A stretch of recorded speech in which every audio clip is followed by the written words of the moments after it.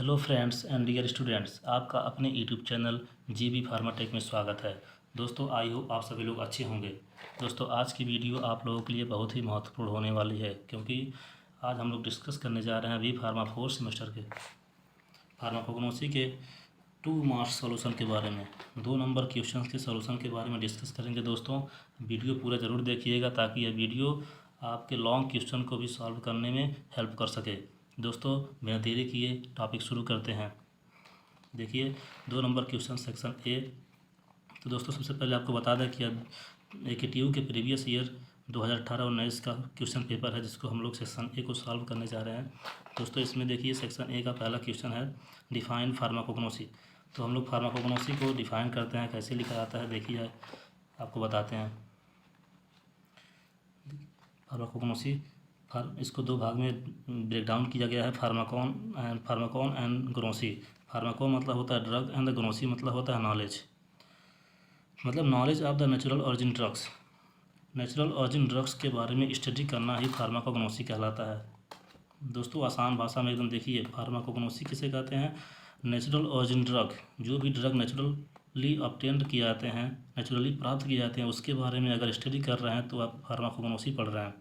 देखिए, pharmacognosy is a branch of science which deals with the study of the crude drugs which are obtain from the natural sources like the plant, animal, minerals and the microbes etcetera. दोस्तों, आप किसी भी definition को लिखते हैं तो definition को लिखने के बाद उसके एग्जाम्पल को लिखने की कोशिश करिए। अगर आप एग्जाम्पल लिख रहे हैं मतलब आपका जो क्वेश्चन का आंसर है, जो आपका कॉपी है, आंसर शीट कॉपी है, वो अट्रैक्टिव होगा। अगर कॉपी आपका अट्रैक्टिव है मतलब कि आपका नंबर फिक्स है। दोस्तों, इसमें एग्जांपल है विनका एंड एल्कोलाइड्स। विनका जो कि जिसे कहते हैं सदाबहार जो होता है एंटी कैंसर के रूप में यूज किया जाता है। सदाबहार का पूरा पार्ट जैसे कि लीफ हो गया, फ्लावर हो गया, रूट हो गया, बार्क हो गया, सारा पार्ट आपको एंटी कैंसर के रूप में यूज किया जाता है। एंड एल्कोलाइड्स होता है जो कि एंटी मलेरियल होता है, एंटी मलेरियल के रूप में यूज किया जाता है। दूसरा क्वेश्चन हम लोग पढ़ते हैं। दोस्तों, दूसरा क्वेश्चन इसमें दिया हुआ है what is the taxonomical classification of crude drugs. Taxonomical classification system क्या होता है क्रूड ड्रग्स का। दोस्तों, इसमें हम लोग देखते हैं कि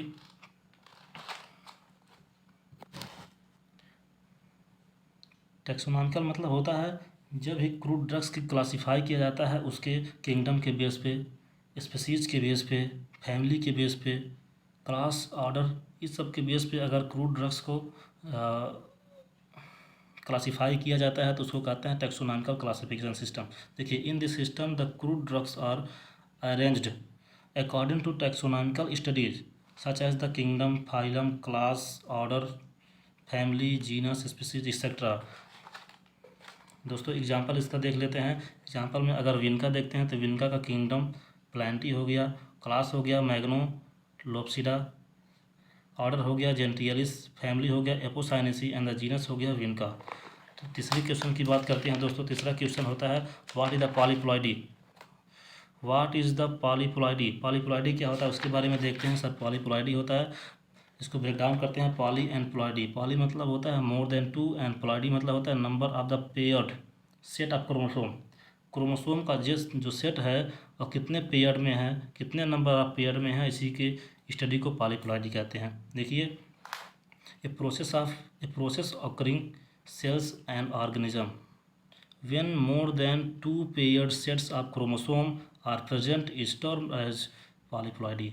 जब भी क्रोमोसोम का जो पेयर्ड सेट है, क्रोमोसोम का अगर सेट मोर देन 2 पेयर्ड है, क्रोमोसोम का सेट अगर 2 पेयर्ड से ज़्यादा है तो समझ लीजिए कि पॉलीप्लॉइडी है। नॉर्मली हम लोग देखते हैं कि डिवीजन से पहले हमारा जो क्रोमोसोम होता है, जब डिवाइड होता है तो जब हमारा क्रोमोसोम डिवाइड होता है तो हैप्लॉइड फॉर्म में रहता है। जब फिर मैच्योर फॉर्म में होता है तो 2n मतलब होता है डिप्लॉइड फॉर्म में हो जाता है। जो सिंगल सेट ऑफ क्रोमोसोम होता है उसे कहते हैं हैप्लॉइड, मतलब n से दर्शाते हैं। अगर वह डबल सेट ऑफ क्रोमोसोम होता है उसे कहते हैं डिप्लॉइड क्रोमोसोम सेल, इसे कहते 2n से दर्शाते हैं। अगर 2 सेट से ज़्यादा क्रोमोसोम का पेयर है तो उसे कहते हैं पॉलीप्लॉइड में ट्राईप्लॉइड आता है, टेट्राप्लॉइड आता है। अगर 5 सेट है तो पेंटाप्लॉइड, 6 है तो हेक्साप्लॉइड इस तरह से होता है। दोस्तों नेक्स्ट क्वेश्चन की बात करते हैं, what is the oxygen. Oxygen क्या होता है। चौथा क्वेश्चन की बात करते हैं, what is the oxygen. Oxygen क्या होता है। जहाँ भी बात ऑक्सीजन की आती है तो यहाँ इसी के बारे में लिखेंगे, it is the first naturally occurring plant hormone. यह जो होता है सबसे पहले प्लांट में इसी हार्मोन को आइसोलेट किया गया था। It is the plant growth hormone. Plant में दो प्रकार के हार्मोन होते हैं, plant growth hormone and plant growth promoter and plant growth inhibitor. It is isolated from the growing apex of the stem and roots. What is the role of oxygen. Oxygen का role क्या होता है। It stimulate the cell elongation. Cell के elongation को stimulate करती है। Stimulate the differentiation of the xylem and phloem. Suppress the growth of the lateral birds. Delay the leaf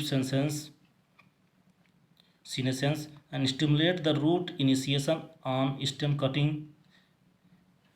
in tissue culture. Tissue culture में जो होता है stimulate करता है रूट इनिशिएशन को। उसके बाद नेक्स्ट क्वेश्चन देखते हैं हम लोग, what is the plant tissue culture. Plant tissue culture क्या होता है, तो इसके बारे में हम लोग देखते हैं प्लांट टिश्यू कल्चर क्या होता है। तो it is an in vitro techniques. यह एक इन विट्रो टेक्निक्स होता है in which the clones of plants are produce. जिसमें क्या होता है प्लांट की बहुत सारे क्लोन्स, प्लांट के ग्रुप जो होता है प्रोड्यूस किए जाते हैं in a short amount of time. एक छोटे से मतलब कम समय में ही प्लांट्स के ग्रुप को प्रोड्यूस किया जाता है by using the explant. By using the explant. Explant मतलब होता है प्लांट के पार्ट। किसी प्लांट के पार्ट को अगर हम ले लेते हैं, जैसे कि यहाँ देखिए एक मान लीजिए प्लांट है, प्लांट के छोटे से पार्ट, जैसे कि हम लोग यहाँ लीफ को लिए हैं, प्लांट लिए हैं, उसे कहते हैं एक्स प्लांट। जो भी पार्ट प्लांट का होता है उसे कहते हैं एक्स प्लांट। एक्स प्लांट को अगर न्यूट्रिएंट मीडियम में रखते हैं, न्यूट्रिएंट मीडियम में रखे हैं और उसके बाद में उसे कंट्रोल्ड कंडीशन में रखते हैं तो न्यू प्लांट जनरेट हो जाता है कम समय में ही। देखिए पूरा डिफिनेशन पढ़ लेते हैं। Bye using the x plant under suitable environmental condition. Suitable environmental condition मतलब होता है उसमें nutrient media, temperature, pressure, humidity etcetera तो एकदम नॉर्मल मेंटेन होना चाहिए। इसके टाइप्स देखते हैं, टाइप्स ऑफ द कल्चर। अगर कैलस का यूज करते हैं आप कल्चर न्यू प्लांट को जनरेट करने के लिए तो कहते हैं कैलस कल्चर। फ्लावर का यूज़ करते हैं तो फ्लावर कल्चर। इसी प्रकार से anther and pollen culture, embryo culture, leaves culture and root culture. Question number next देखते हैं, what is the totipotency. Totipotency क्या होता है दोस्तों।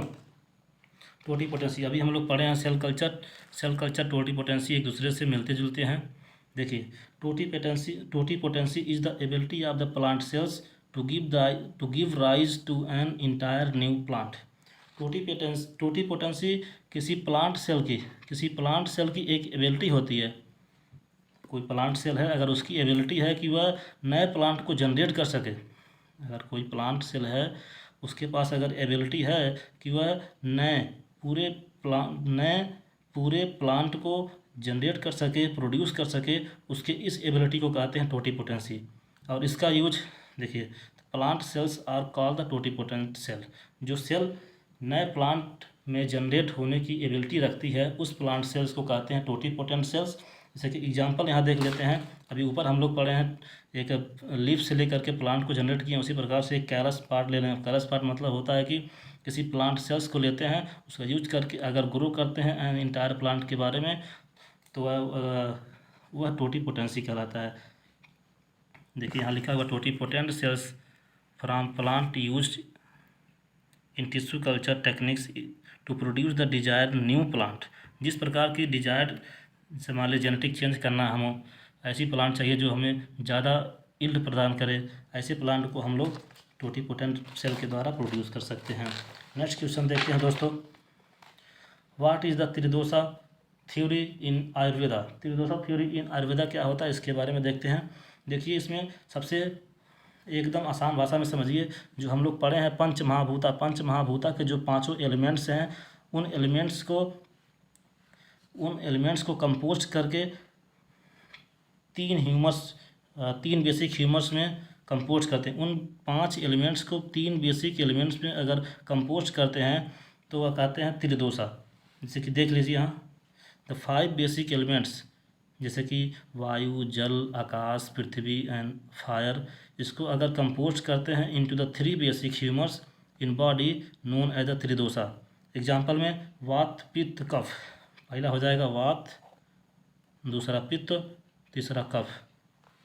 वात, वात कंटेन करता है वायु प्लस स्काई मतलब आकाश।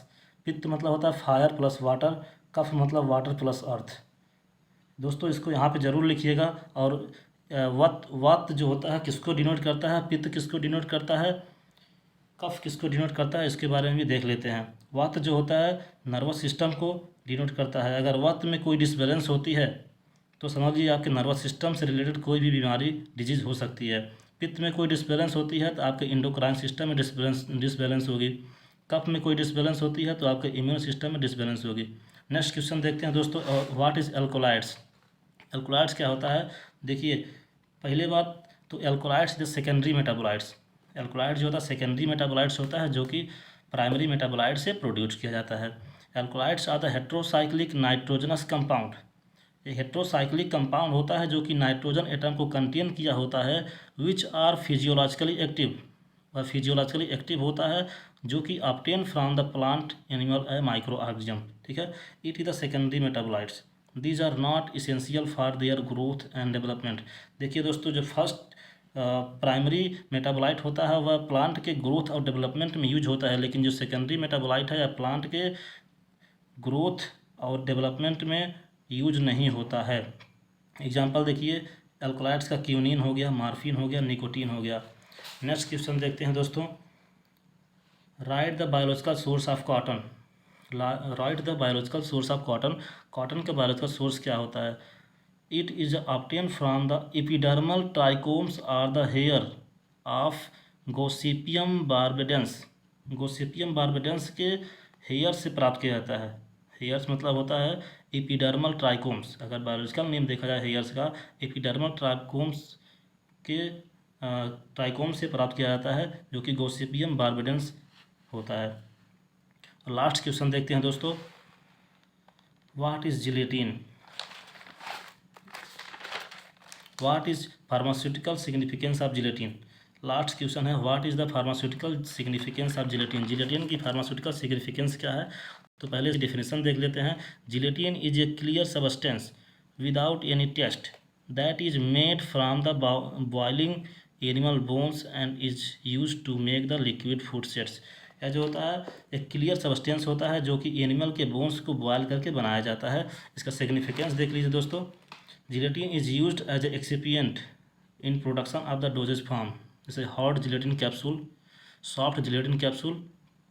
It has the lower production cost, easily digested होता है, contain the protein and the antioxidants, protect the cells in the body, support the health of the digestion system. दोस्तों यही आप हम लोगों का आज का वीडियो रहा। अगर वीडियो आपको अच्छी लगी हो तो वीडियो को लाइक करिए, सब्सक्राइब करिए, अपने दोस्तों के साथ शेयर करिए ताकि यह वीडियो आपके हर एक दोस्त तक पहुंच सके।